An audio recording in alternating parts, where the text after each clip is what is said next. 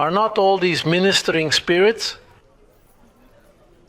A ministering spirit is a spirit that is willing. It is as if you minister in a place and they don't let you do it. Because you get depressed at not being able to minister. So I imagine that those spirits, when they don't see people preparing themselves so that they can minister to them, because they don't minister to everybody.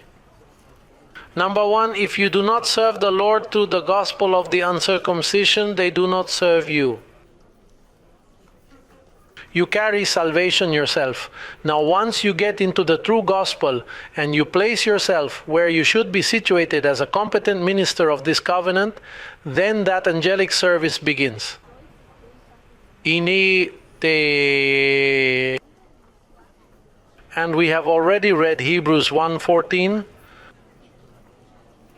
that claims, are not all these ministering spirits placed for the purpose of serving the heirs of salvation? That's the first verse that I think we always teach to show angelic service.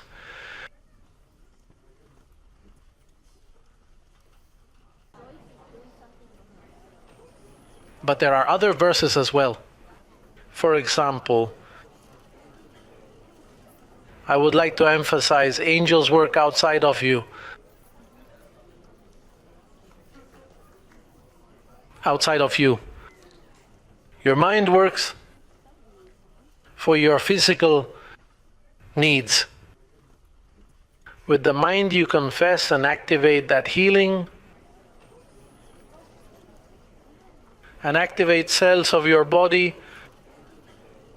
to be healthy. Now outside of you, there is nothing you can do. There are the angels who are at your service, protecting you, taking care of you, avoiding accidents, protection. The only thing is that there is a duty of ours, but I wanted to read in Acts 27 verse 23. Look at this detail. Acts, historical book, when Paul began. From there, he went through several enriching experiences that shaped his life. Acts chapter, look there we have it, verse 23. He was aboard a troubled ship, facing difficulties on the voyage. And the storm that was on the high seas was very powerful. But then he said to those who were there, he said to them, last night an angel of the God to whom I belong and whom I serve stood beside me. It says, saying, do not be afraid, Paul, you must be brought before Caesar. And indeed God has granted you all those who sail with you. What I want to emphasize is that angels are there to talk. There comes a time when they talk to you. Now notice this detail. It says, do you know why you are not going to drown? Because you are a man of purpose, you have to get to Caesar. But imagine that you have no purpose in your life and you are always doing nothing. The angels are going to say, let him drown and go to the cloud of witnesses. For what reason keep him alive without any purpose? Notice that one of the things it says is, the angel has told me that is going to save us, me. And to all of you who are with me, because it is necessary for you to get to Caesar, you still have work to do, Paul. However, notice that later the angel did not help him and he was killed in Rome.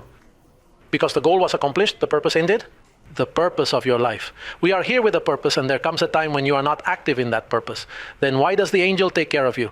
The angel rather takes his hands off. So that whatever has to happen to you will happen to you.